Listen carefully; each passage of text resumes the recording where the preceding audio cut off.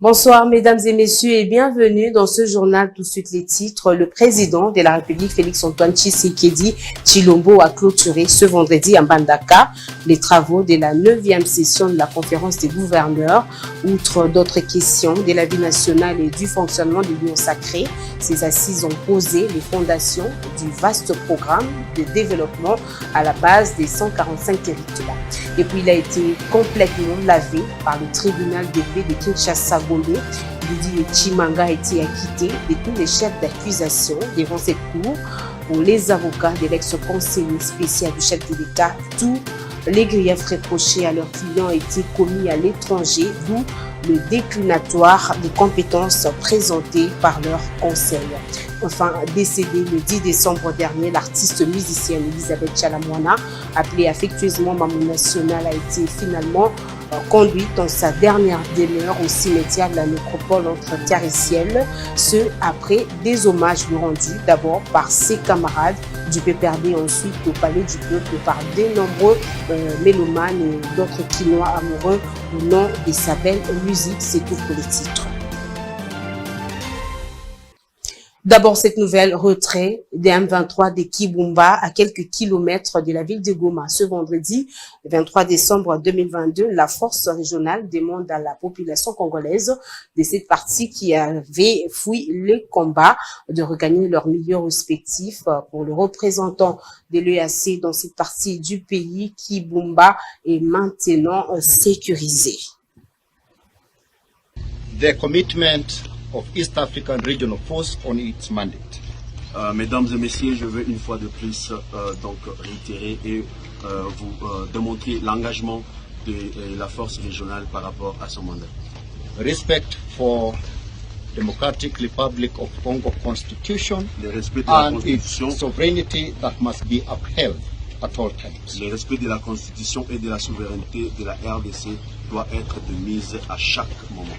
We are determined to conduct operations in strict compliance with international humanitarian law and other conventions. Nous sommes déterminés à mener des opérations dans le respect des droits de l'homme et des droits internationaux. We appreciate the complex nature of the operating environment. Nous sommes au courant de la complexité de la zone d'opération, But our zeal and determination remains undeterred. mais notre zèle et détermination restent intouchés. Ladies and gentlemen, I want to wish you once again a very happy festive season. Mesdames et messieurs, je vous souhaite une période festive And we urge the local population that ran away from Kibumba et nous demandons à la population congolaise qui a fui la zone de Kibumba the area now is secure, que cette zone est actuellement sûre. and we urge them to come back home. Nous leur demandons de rentrer dans leur milieu. We also encourage the leadership of M23 Nous encourageons le leadership du 1-23 to continue demonstrating that goodwill that they have shown today. de continuer à démontrer cette bonne volonté qu'ils viennent de manifester aujourd'hui And let us work towards complying with the Luanda communique et travaillons dans le sens du respect and du for the communiqué de sake Luanda. and for the Et pour ouverture les jeudi 22 décembre, c'est ce vendredi 23 décembre qui s'est clôturée la conférence des gouverneurs à Mbandaka, dans la province de l'Équateur. Dans son mot des clôtures, le président de la République appelle les gouverneurs à s'impliquer dans le programme de développement local des 145 territoires. Suivez cet extrait du discours du président de la République sélectionné par Naomi Mpila. Nous voici au terme des assises de la 9e session de la conférence des gouverneurs convoquée dans la ville de Mbandaka, au nord de l'Équateur. Permettez-moi de remercier avant tout la population de l'Équateur et plus précisément celle de la ville de Mbandaka pour son accueil chaleureux et son hospitalité en dépit des conditions de vie qui sont très difficiles. Cette situation conforte mon engagement et ma ferme volonté politique à lutter contre la pauvreté. Je voudrais également féliciter l'ensemble des conférenciers pour la qualité du travail abattu, ainsi que tous ceux qui ont concouru à la réalisation de ces assises. Les différentes interventions, les débats, le partage d'expériences et les travaux réalisés en commission au cours de ces 2 jours ont notamment mis en évidence l'ampleur des défis que nous sommes appelés à relever ensemble. La thématique de cette 9e session de la conférence des gouverneurs de province a été orientée sur la capitalisation des résultats attendus du programme de développement local des 145 territoires en vue de reconstruire notre pays à partir de la base. Elle établit un lien entre le renforcement de l'autorité de l'État et la relance économique de nos provinces. Et après 2 jours d'intenses travaux, la 9e session de la conférence des gouverneurs s'est clôturée ce vendredi 23 décembre 2022 à Mbandaka, chef-lieu de la province de l'Équateur. Lors des travaux, le Premier ministre Jean-Michel Samalou Konde Kyenge a appelé les gouverneurs à utiliser suffisamment la jeunesse pour le développement de leurs entités suivies.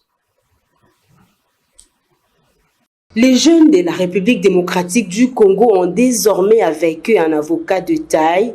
Il s'appelle Jean-Michel Samalou Konde Kyenge.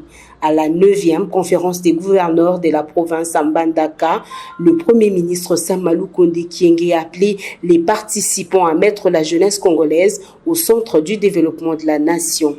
Dans son adresse aux conférenciers et aux gouverneurs des provinces, le Premier ministre les a appelés à considérer la place particulière de la jeunesse congolaise dans le développement de la nation. Il a invité les participants à considérer la jeunesse comme un partenaire privilégié. Selon lui, le thème de cette édition reflète la volonté et la détermination de son Excellence Monsieur le Président de la République de booster le développement à la base à travers les territoires et que ce thème s'inscrit dans la continuité de celui de la 8e session intitulée « La stabilité dans la gouvernance des provinces, gage de la réussite du programme de développement local des 145 territoires ». C'est pour ce faire, a-t-il dit, il sollicite l'implication de toutes les autorités provinciales pour un succès certain dans la réalisation de ces ouvrages. Le Premier ministre Jean-Michel Samalou Konde dit par ailleurs prendre en compte toutes les problématiques soulevées par les gouverneurs dans leurs mémos.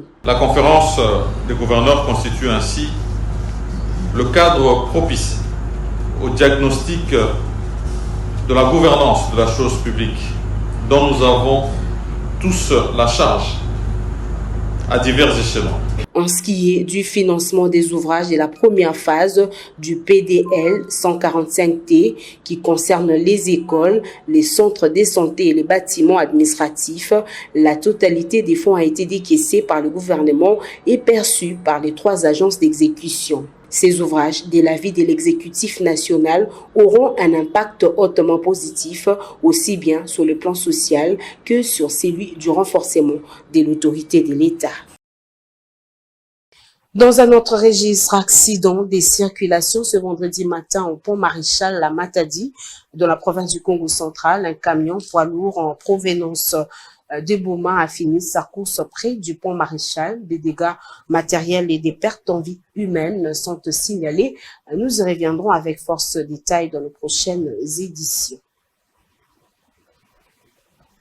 On va parler justice. Le tribunal des pays de Kinshasa-Gombe vient d'acquitter l'ancien conseiller spécial de Félix Tshisekedi en matière stratégique, Vidi Echimanga, poursuivi pour trafic d'influence, corruption et offense au chef de l'État, suite à une vidéo le montrant visiblement en train de négocier des revenus auprès des prétendus investisseurs. L'arrêt a été rendu ce vendredi 23 décembre à Kinshasa. Suivez.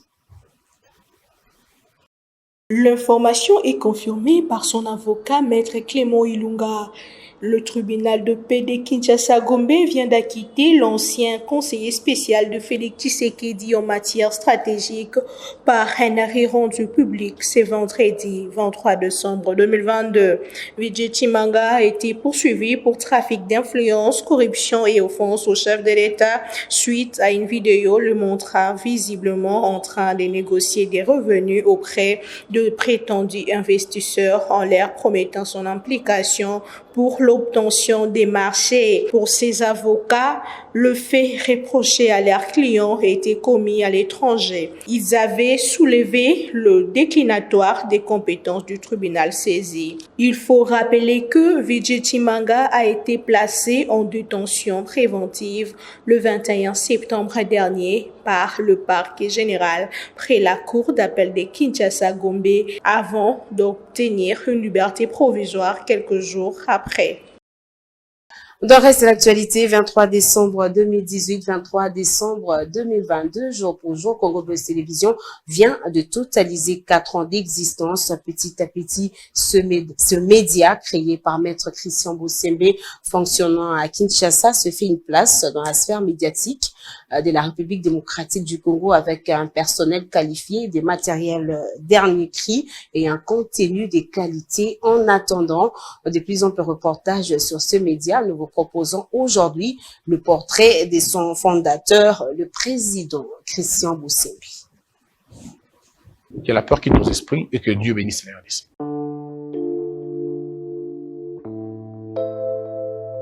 Christian Bosembe Lokando est originaire de la province de l'Équateur, dans le territoire de Bassankoussou. Il est né à Goma, dans la province du Nord Kivu, des parents Bosembe Isekanga Philippe et de Abunazi Alliance, tous de la nationalité congolaise. Avocat de profession, Christian Bosembe est porteur d'un diplôme de licence en droit de l'université de Kinshasa avec la mention distinction en 2012 où il poursuit à ce jour le 3e cycle en droit public. Mais auparavant, il a décroché son diplôme d'État en latin-philosophie à l'Institut de Mbandaka. À côté du français, Christian Bosembe parle bien le swahili et le lingala de langue nationale. Journaliste de profession depuis 16 ans, Christian Bosembe est jusqu'à sa nomination au CESAC, promoteur d'un groupe de presse dénommé Congo Buzz, une société commerciale reconnue et officiellement enregistrée au RCCM 19-B-02-111 et IDNAT 01-29-N90-696Z, où il assumait les fonctions de directeur général. Mais bien avant ses fonctions, il a œuvré à la RTGA de 2015 à 2018 comme journaliste et directeur de programme. À l'étape d'Africa Télévision, il a occupé les fonctions de coordonnateur adjoint à la radio. Il s'y est de rappeler que le journaliste Bosembe a été présentateur des émissions de grande audience avant et à Congo Buzz notamment, Critique Info, Face à Face et École de la Sagesse. Avocat, journaliste et scientifique, Christian Bosembe a des ambitions politiques. Il préfère servir la République dans la trilogie sus-évoquée. Il est 4e dans une famille de plusieurs enfants. Son père biologique, avocat aussi, Philippe Bosembe Isekanga, est actuellement bâtonnier du barreau de l'Équateur. Rigoureux, humaniste mais aussi social, Christian Bosembe aime le travail bien fait, tourné vers l'atteinte des objectifs. Aujourd'hui, mandataire public au CESAC, Conseil supérieur de l'audiovisuel et de la communication. Et tout à fait autre chose à présent, plus de 120 enfants de la commune des Barumbu ont bénéficié d'un don en vivre et non-vivre de la part de l'ONG Kabola Lipa, que coordonne Philippe Moulenga. Le responsable de cette structure a saisi la balle au bon pour apporter ce vendredi 23 décembre, à la veille de Noël, un sourire à ces enfants, du reste oubliés par la société quinoise. Images et commentaires. Dans l'initiative d'apporter le sourire à plus de 120 enfants de l'orphelinat Papa Bouna en cette période de fin d'année, et Philippe Moulenga, coordonnateur de l'ONG Kabola Lipa, est venu au chevet de ces enfants afin de partager avec eux quelques vivres. Tous les Congolais doivent prendre conscience de faire le choix et le meilleur. Des bons dirigeants, de ceux-là qui vont penser aux autres dans une redistribution des richesses telle que le stipule l'article 58, pas de détourneurs de richesses des deniers publics, mais ceux-là qui sont véritablement engagés à servir le pays et son peuple. Et l'enrôlement commence. Je mobilise tous les Congolais qui veulent le changement, le vrai changement, à pouvoir s'enrôler et voter des gens intègres que nous sommes, parce que je ne peux pas me reculer non plus. je crois que l'œuvre que j'ai commencée, je dois aller jusqu'au bout. Main sous le cœur, celui-ci interpelle par cette action des âmes sensibles aux douleurs des autres à lui emboîter le pas. L'objectif poursuivi, c'est un message fort que nous donnons à ceux-là qui ont aujourd'hui, ceux-là en français, nous disons les détenteurs de pouvoir. Que le Congo de demain, c'est bien évidemment cette jeunesse. Cette jeunesse qui, lorsqu'elle n'est pas encadrée, elle n'est pas orientée, elle devient une bombe à retardement. Et donc nous pensons que la jeunesse qui est aujourd'hui dans cette fondation et que nous appuyons, elle sera véritablement une jeunesse responsable. Joie débordante pour le responsable de cet orphelinat qui a demandé aux bénéficiaires d'adresser des requêtes de prière en faveur du coordonnateur de l'ONG, Kabolaïpa. Et Philippe Moulinga n'est pas sa dernière initiative, il promet de faire davantage pour les personnes les plus démunies. Et puis cette page noire, décédée le 10 décembre dernier, la reine de Moutouachi, Tchalamouana, a été inhumée ce vendredi 23 décembre 2022 au cimetière des nécropoles entre terre et ciel dans la commune de Lansélé, sous une tristesse énorme. De nombreux mélomanes de la musique congolaise lui ont rendu les derniers hommages. Déborah Ouamba nous en parle. De la morgue de l'hôpital du Cinquantenaire au siège du Parti politique pour la reconstruction PPRD, c'est sous les rythmes des Moutouachi que ses partisans ont exprimé leur tristesse. La Mamou nationale s'en est allée, laissant derrière elle cette voix désormais nostalgique.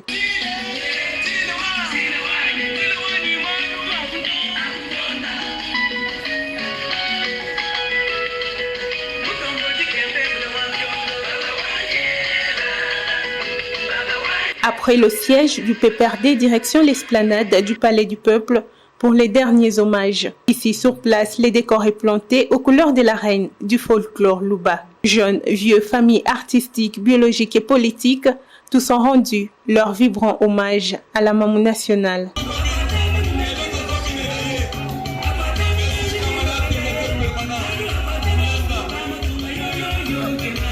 Notons que Tchalamouana, dont la carrière solo a été lancée véritablement à partir de la Côte d'Ivoire, est passée alors des danseuses à la chanteuse. Elle s'est révélée aussi par la suite un bon mentor pour de nombreux jeunes chanteurs. L'artiste ne meurt jamais, dit-on. Certes, l'on s'en souviendra toujours à travers ses œuvres. C'est la fin de ce journal, mais avant de nous quitter, le rappel des titres. Le président de la République, Félix-Antoine Tshisekedi Tshilombo, a clôturé ce vendredi à Mbandaka les travaux de la 9e session de la conférence des gouverneurs, outre d'autres questions de la vie nationale et du fonctionnement de l'Union sacrée.